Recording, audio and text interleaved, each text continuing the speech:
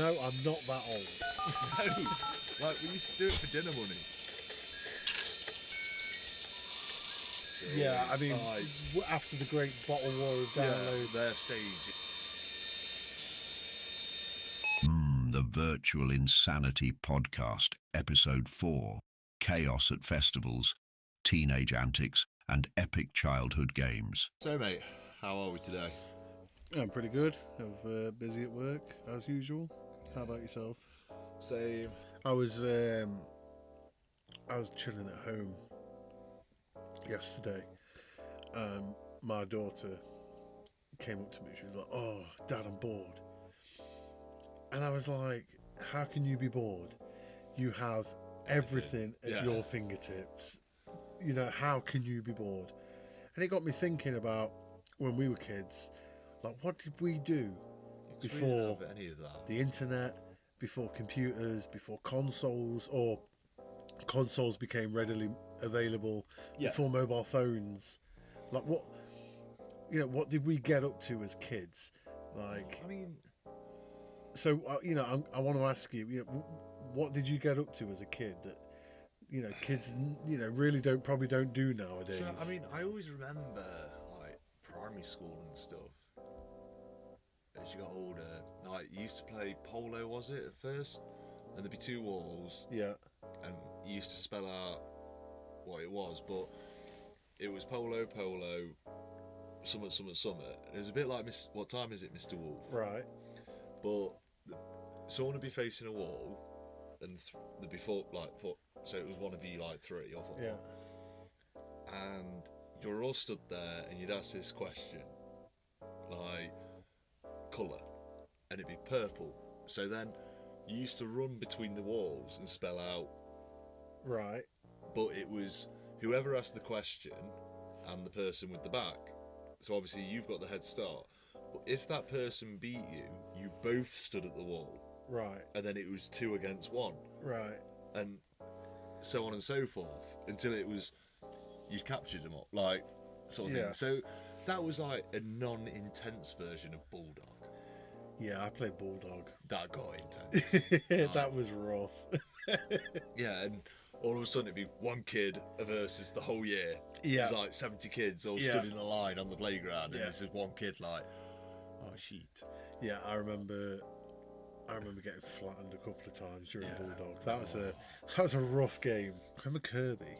Was that the throw it and it bounced off the curb? Yeah, so you'd have a couple of people either side of a road, and they swap, wouldn't you? On the pavement, and you would essentially take a football and just try and hit the curb. And every time you missed, I think you took away like a body part, so you had to like stand on one leg, or you could only have one arm. If you caught it, you got to reinstate a body part, essentially. Yeah, so you have to catch it one-handed, or it was down on one knee, down on the other knee.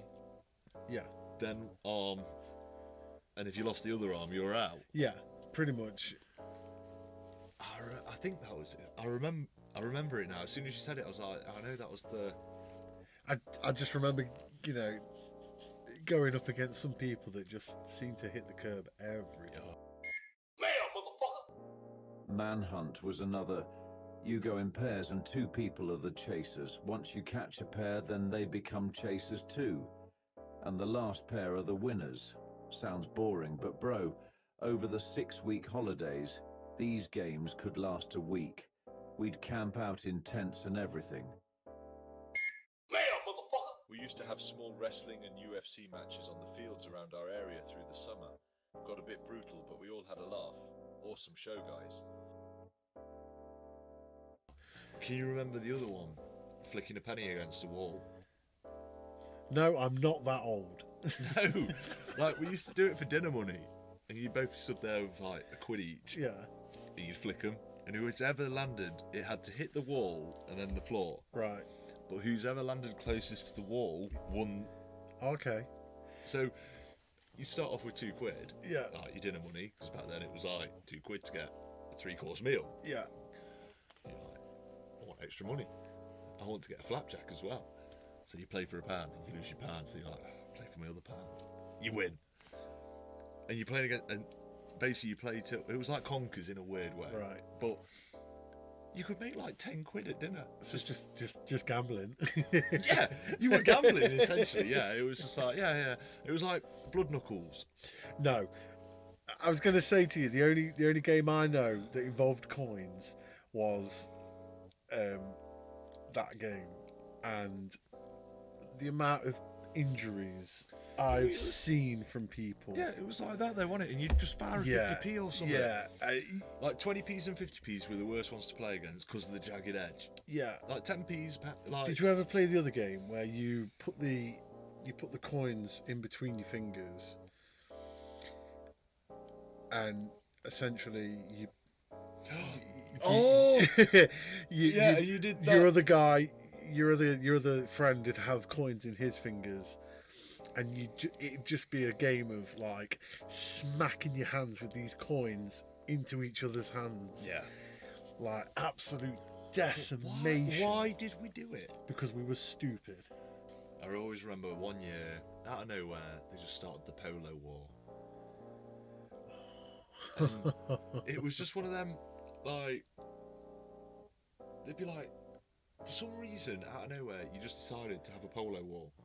We had They'd be laggy like- band wars. Yeah, but, like, one of you, and each time it'd swap, like, one of you had, like, the stairs up to the changing rooms for PE, and they were outside. Oh, yours were organised. Yeah. Oh, that's great. Like, Wow. like, you had teams, and you literally, as you polo, you were skipping them at each other just out of Mate, nowhere. And then the dolly beads as well. You used to have arches that'd be like. Our wars were never ever organised. I think It I was got organised. It was somebody took a shot, and it just escalated. there you go. You're into it, and it was Like either the bottle wars at festivals. No, so I was going to save this for like the music episode. Yeah, but let's touch on it. I think we need to touch on it right now because it's fucking hilarious. Yeah, I mean, that Now, poor if you've ever been to Download Festival, or if you've ever been to a festival like Download, you will know there is a particular amount of downtime between bands setting up. Now, back when we first started going to festivals, it was quite normal for the camera to start panning across to look for boobs, to stop this. to stop any sort of ruckus or violence starting. Now, that's all good until you can't find any more boobs. Or before they realised to do it. Yeah. Because If when it first ever happened, that's how they stopped it. so, And then they used to do it to stop it from starting. so I remember one year they had a Snickers promotion at Download. Oh, the free And Snickers. It was every 100 meters you'd be getting a Snickers, so you'd end up like collecting. Like, you'd almost be stockpiling Snickers in your bag. I think I filled a rucksack. Now, It was like there was 6 of us, 100%. and like you're just all getting a Snicker, and you're like, yeah, in the rucksack. And like, I remember it being really hot that year. Like, it was baking that year. And I remember we were waiting for a band. I can't remember which band it was that caused the Snickers war, but just all of a sudden Snickers just started flying. It was raining everywhere. Snickers. It was hilarious. But Now the better version of the story would be the one that we went to a couple of years later. And I think we were waiting for Iron Maiden. it was someone. I think it was in between Linkin Park and Iron Maiden is when it happened, and it came out of nowhere, and it was like the scene from 300 when the arrows block out the sun. I'm not even joking. That's how it felt. I'm sure it was a headline in that no one wanted to see. We were stood together ready to watch. No, it was Iron Maiden. I remember it was Iron Maiden, and we were stood ready to watch Iron Maiden, and you were excited out of your mind. And I remember just turning around and just looking at the sky and just going, Oh shit! "Oh shit!" And then, take the mix of it's like the 300, and then take the mix of the beach scene of Saving Private Ryan. It was Without the gore, but like that's how it was. Bottles were raining down but everywhere, remember and that then bloke in front of me. the guy there's He was So in a poncho, wasn't he, or something? Everybody dispersed quite quickly once that bottle war started, because there was the occasional heavy bottle which contained a liquid That we don't want to know. that I don't want to talk about. So everybody dispersed pretty quickly, but this one guy that was stood in front of us, he didn't know where to go. He didn't know what was happening. He was just, in actual fact, that scene, that beach scene on Saving Private Ryan, when that soldier is just like curling up for his life, like behind that hedgehog. Hedgehog? That's what they're called. They're called hedgehogs. Oh, right. Like I thought that's you meant a genuine hedgehog. no, that's what this guy looked like. He was trying to like cover behind his bag, and I remember just me and you picking bottles up and just lightly like just throwing him. I cocked him on the head. Just and he throwing him at him, and he just didn't know what was happening. And that one that conked him on the head though, and he turned around and we were just like looked up, like where did that come from? It was because I think I wellied that one, and it just went. You heard the dunk, and he like looked straight around, and it was like, yeah. Which, I mean, you know, the poor fella, like, it was. I'm glad it wasn't me that had it happen to. I mean, luckily, I don't know how. I don't know how we didn't get pelted with bottles. It's like we missed it all. It's like we were like under the arc of it. You know what I mean? And it sort of played in front of us, and we just joined in a little bit. I mean, you know, if you ever go to Download Festival or any other type of festival, I don't know if it happens in any other type of festival, but you do really have to be careful of what comes Your way. comes flying out of the sky, because you know, everybody will know. I don't want to explain it too much, but when you need to go for when you need to evacuate a certain area, you don't want to use the toilets because they are especially horrendous. You've been stood there for 5 hours. Yeah, and especially if it's hot and it's baking. So most people go in their tent and they will do what they do into a carrier bag, tie the carrier bag up, and then it's fling, bye. Have you ever been carried in a crowd? Yeah. That's the weirdest thing. Yeah. That you sort of start in one position and then because of the surge, your feet aren't on the floor. Your feet aren't on the floor and you're just moving, and it's the weirdest sensation. It's like being on a boat. Yeah. Like, I think that's the best. The motion is so weird. You're not touching the floor, but I think that's why the boat's similar, because you're not actually technically. See, I've been in all 3 areas of a crowd, and I must say I think the 3rd area is the best area. The back, which is essentially at the back where the sound desk is. Yeah. If you can stand next to the sound desk, you're going to get the best sound, and you've got the best view in the entire area, because that's essentially the sound desk needs to be where it is to pick up the correct sound. So that's where you want to stand, really. But I've stood in the middle. I've been in the mosh pits. I've cleared mosh pits before. They are intense. I've done wall of deaths and whatnot, and I've stood at the front, and standing at the front is okay, but you can get the crush, especially when a band comes on stage, and you get the surge, and that's. Again, being in the middle, you're kind of expecting it. Being at the front, it's just painful, because you are the hard place where nothing's moving. That's funny you say that. That's one I'll never forget. Me and my mates were in this certain area where we're close enough to know what's going off, close enough to enjoy it, and all that. Plus, I think we'd had a few drinks, so it's like a safety thing, because there was still the headliners to come on and stuff, who we wanted to see more. So, and it's that when another stage finishes, so that crowd's walking past, and you get that shit, there's another 2,000, like, you feel it. Yeah. And you always feel it in the headliners at Download, especially if you go down and you're in it, in it, but not even. There's a certain area where all of a sudden you stood touching someone, sort of thing.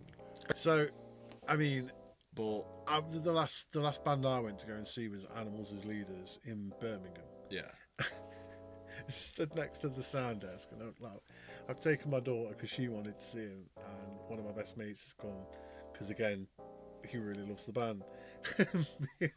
me and him are both just stood there, and we've watched the opening act, and then obviously the main act, Animals, has come on, and like halfway through, just like my back is really hurting. Yeah. now. Like I need to sit down. yeah, I had that, and this is why I sit now. So Like, see, as if we've got to sit down now. like I remember when I went to see Tool and Blink more recently, which was this to happen. I was a bit like, I didn't expect it because I was gutted I couldn't get a standing ticket. I was like, Blink 182, yeah. So I've got these standing seated tickets. I'm at the O2, and they're similar to where we saw Tool from. So yeah, and their stage was different. It was more into the arena, not set back. So amazing view. They come out, and you're singing around, dancing, like you're loving life. You think you're 13 again. You know what I mean? Like just nostalgia hit you. It was just like, whoa! Like the moment that first chord, you were not stopping. Transported back to the 90s. The thing is, you did not stop singing. Yeah. You knew it all. Yeah. But all of a sudden, I was like, oh, I've got to sit. And I had to sit down for like a song. I'm still loving life, but but I'm not sat down fully. I'm sat with the seat up still, but on the perched. Yeah. But it's just that, next song, and it was such a weird like. So I was like, if I was standing, I'd be having to go sit by the court, like against the wall, like. Yeah, just have a minute. Like, I mean, really struggled. It's crazy.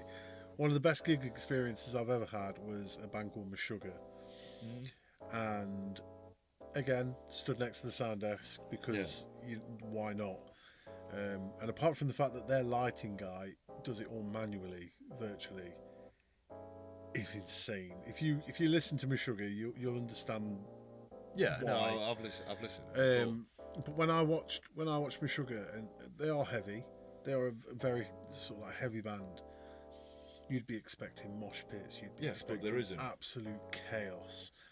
But in actual fact, what you get is, as well as it being one of the greatest things I've ever seen, it's also one of the weirdest things I've ever seen because everybody seems to enter a trance, and it's just nodding to the beat. Yeah. And that's it. And you just, I mean, it's incredible because the sound fills the room so well. Yeah, I mean, there's a few bands that do that though. Like I've seen. Yeah. Like A Perfect Circle did, Tool did, Porcupine Tree. They certainly did. Like, but you were in a trance, but enjoying it with other people. Like, so you were as a group. Yeah, it's a collective. Like, whereas Tool and stuff, it's more separate. You're like in your own. Yeah, I mean, I'm never gonna subscribe to Tool if I'm being honest. No, but it's the same with Bosk. They do it like you put a song on and you're in and that live and you go into, because there's so many different rhythms and beats to follow. You're like, you've got your own, and you'll be nodding your head in one beat and then you're like monging out and you look up and you see someone else, but they're completely. Yeah, see, with Meshuggah, it's the groove. That's what everybody follows. No matter what could be happening with the other instruments, that initial groove is what pushes everybody. And it's honestly, it's one of the weirdest things I've ever seen, and it's hilarious. No, I mean, see, it's like I always find it interesting as well when you see certain bands and when they play a hit or that song that everyone knows, and you're just sort of there like.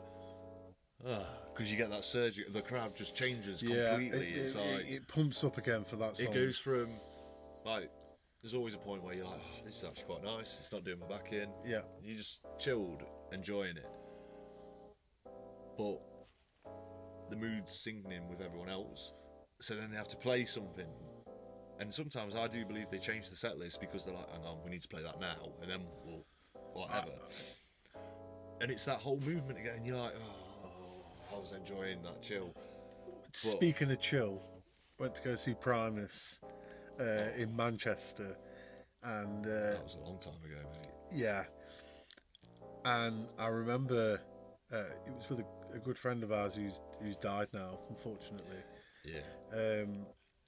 we all got there. They started playing. It was an indoor as well, so it was like really, really hot and sweaty.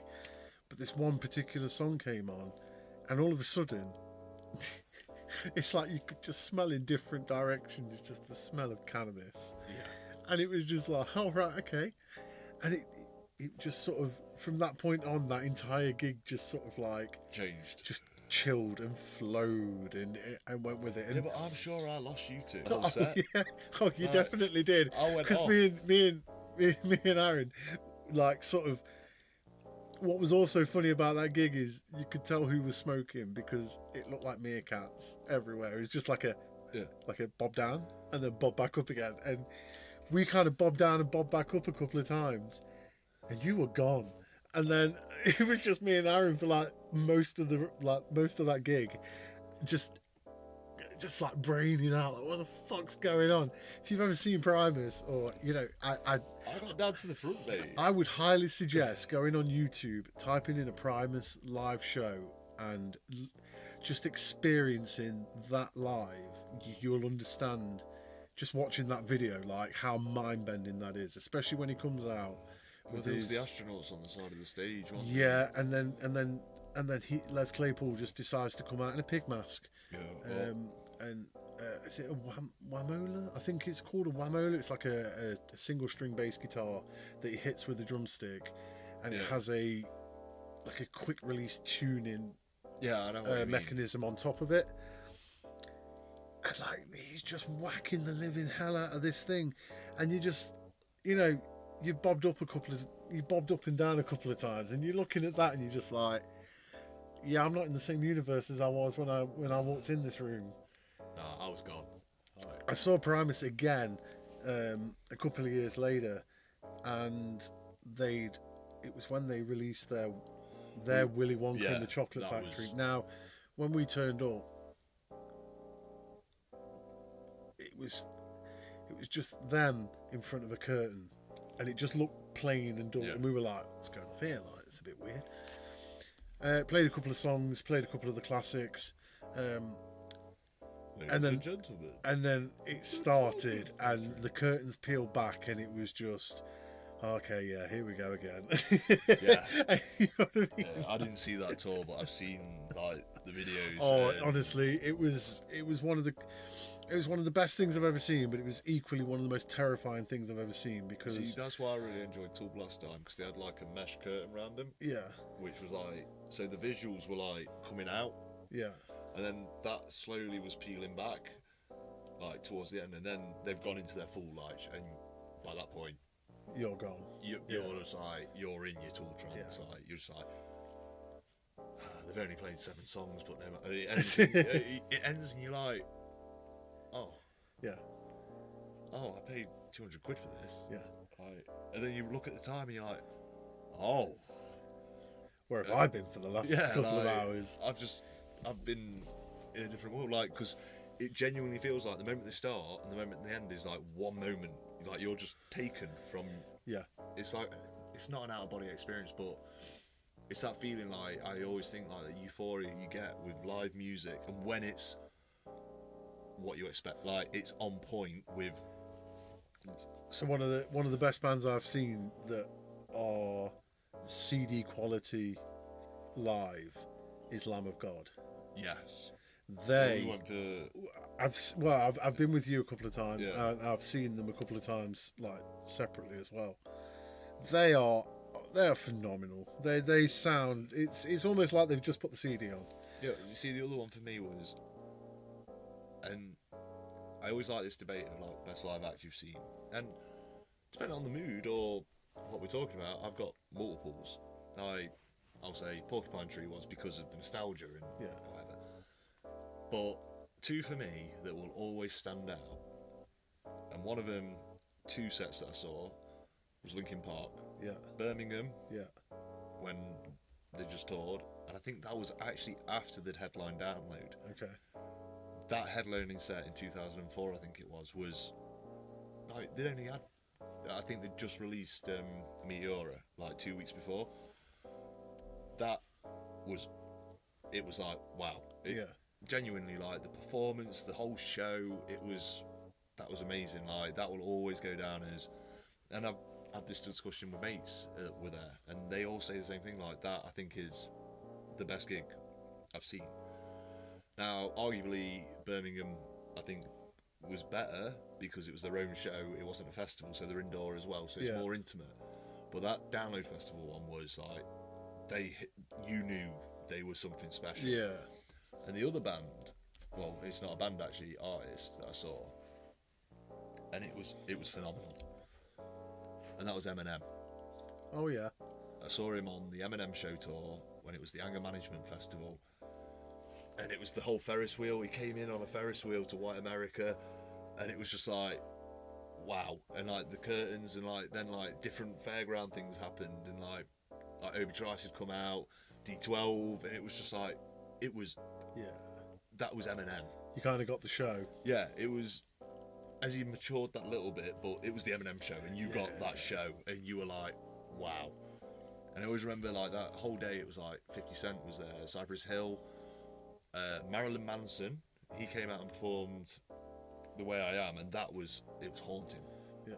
Like you were like, oh, this is how it should sound, sort of thing. Well, the whole thing like that, and I'm not ashamed to admit it, it's just one of them, like, when I actually start to truly think about best live show, I do think it's that. But then I'll never forget Iron Maiden, Earl's Court, and there was a power cut, and it was Christmas Eve. So they got acoustics out and started singing Christmas songs, and then the power came back on, and they went straight back into the set where it went off. Yeah. Like, but so was it a setup? Wow. Like that's the other side, but that whole moment was like one of the.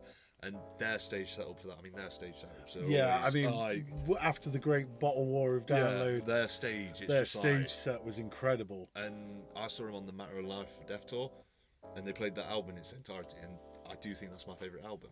I do like Brave New World, I like the older, like Killers and stuff, but that album as a concept, because it was all about the First World War, and you felt like the feeling behind every song, and one song is Out of the Shadows for me, and the whole stage setup was like the trenches, and the lighting rig was a tank track, and this lighting rig was just moving, and like you were just like, you were immersed into this this story of World War One, and obviously there's the classic Ed battle, but it was just one of them.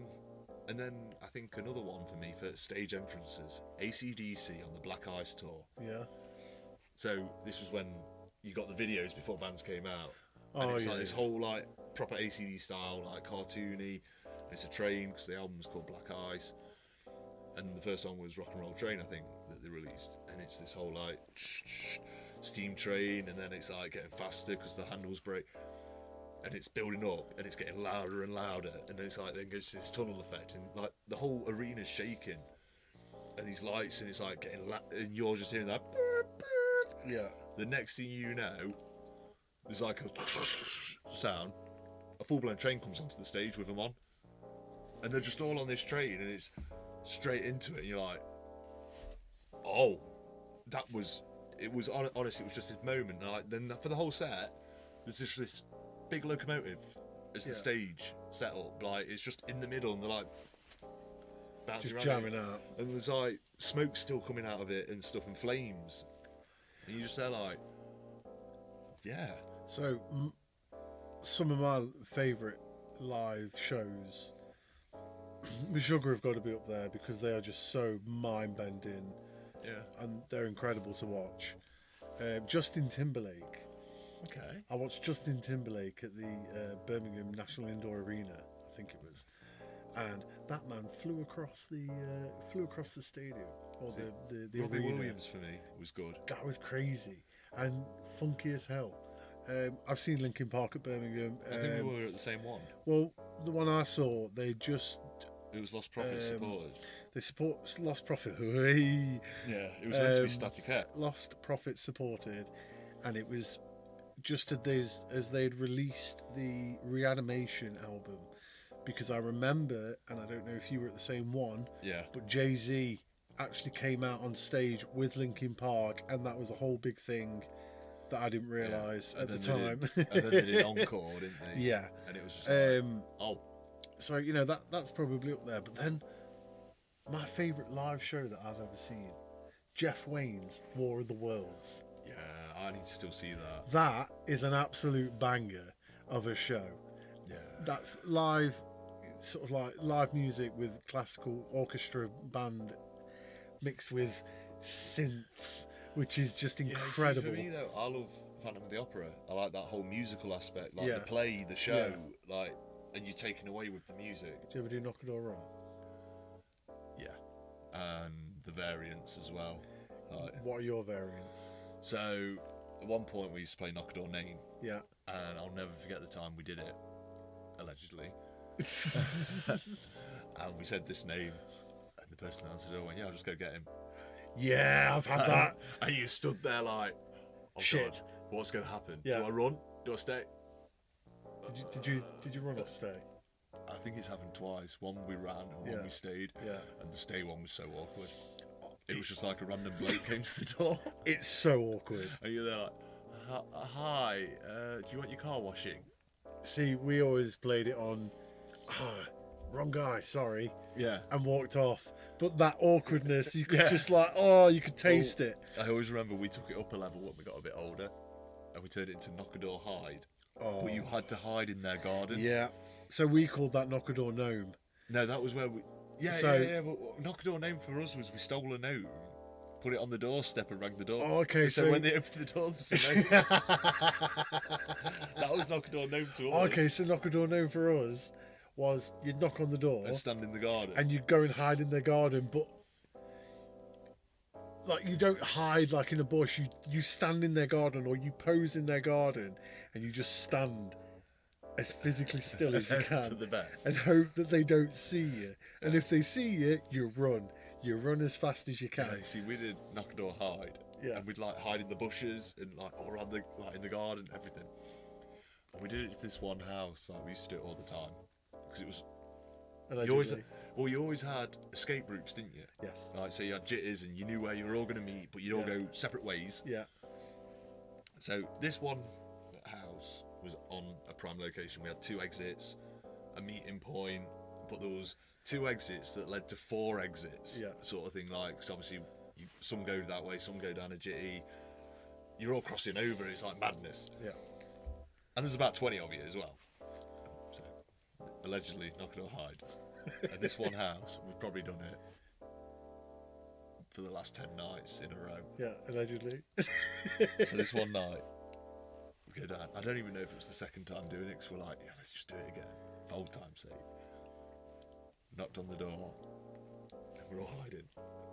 And me and my mate, we've gone to this like one area where we always hid it. And out of nowhere, someone just put the hand on our shoulder and went, No. "You're alright." It was the fucking house owner. He had hid. No. He'd played our own game. No. He'd waited and was hiding where we hid. Brilliant. I never played it again. That was literally like the... Oh yeah, you wouldn't play it again after that. No, You'd we've be been done caught after out. And then we went, can you always remember the one... There was that one house where the window was pretty much on the pavement, that. Yeah. but it had a hilly glass verge. Yeah. So you used to sit underneath it and Just rat-a-tat-tat. he couldn't see you because of his view. Well, we didn't think he could. Yeah. And then at one time, allegedly, someone did it and he did it a bit too hard. Yes. And he grabbed his hand. Yes. Yes. But speaking of which, So, Royston. we don't need to talk. Hello, no one is available to take your call. Please leave a message after the tone. So we used to do this thing called gnoming. There was like 5 or 6 of us, and we'd go and knock on someone's door and go stand like gnomes in the garden until we got chased. Love the show, boys. Keep it up. Main ones we played was the PC League Grand Prix. Basically, he always left his keys in his moped, so we'd take it. And now I've spoke to my bro. The winner was literally whoever dared stay on the longest. We had a lot of terraced houses in our village, so we used to tie all their door handles together and knock on every single door. No fucker could get out. Great show, lads. that's for another time, kids. Yeah, definitely. I do remember doing. I do remember allegedly remembering something I may or may not have done, and I know plenty of other people would have done it, but I lived in a small village, and this small village had a restaurant, and during the summer they used to keep the back door open ajar, and you used to be able to get round the back, so we used to get eggs, and a good friend of mine is very, very talented with an egg. Yeah, we all had that friend. And he used to be able to loop them through the door and into the kitchen. And what followed next was the most terrifying 20 minutes of your life until you found a decent hiding spot. Yeah. Because said owner of said restaurant would come flying out of that door with a machete, and he would chase you all the way around the village. And yeah. Oh my God. And it was the most terrifying experience, and you had to hide because I don't know what would have happened if we... Yeah, but he was trying to find somewhere to hide. The thing is, you couldn't go back to your house. Because he knew you. Because bearing in mind, this restaurant owner with his machete did act like Michael Myers. So no matter how far you ran, no matter how fast you ran, that motherfucker was just swanning round the corner every single time. And so you'd have to hide. You'd have to find a moment where you just got past him and you'd hide for your life. And hope he walked past. And hope he just didn't find you. And luckily, he never found us. Well, yeah. Yeah, we did it once or twice. And allegedly. Allegedly. And we never did that again. Until next time, thank you for listening. A comment, like or share really helps us out, and we would love to hear your stories and thoughts in the comments section below.